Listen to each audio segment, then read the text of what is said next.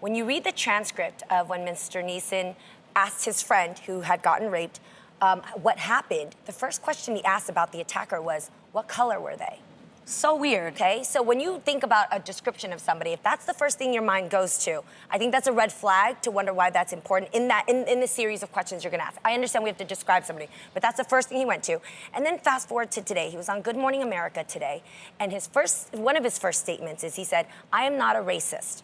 Okay, so when you go to the dictionary definition of what a racist is, it's exactly what AIDS just said, is you generalize an entire race, think you're more superior than them based on whatever it is you believe about that race. So you generalize these millions of people based on one man's actions, then you turn that into action. For a week, you're walking around with the club looking for this person. Terrible. So that said, it's been 40 years since he did that. I want to know what you did in that 40 years that made you make that proud statement today that you're not a racist. Because I don't see how 40 years could erase that. And when you also said that what you've done since is you've confessed to a priest, which is great. Confession is power. That's definitely the first step.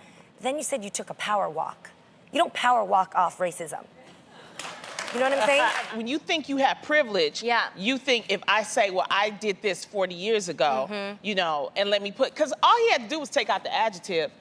You know, just take out black and said, you know, I had a friend that was raped, unfortunately. I was mad, and I went looking out for the man. Because you're doing a movie promotion. Why you gotta be black? Why you gotta have to add all that? You know, we're living in times right now where everything is racially charged. It would have been just as bad if he would have said Indian or, you know, a Native American or a Hispanic or Asian. You know, it would have been the same connotation for me. So let's not go, well, you know, and then this is the thing. Now we want to forgive.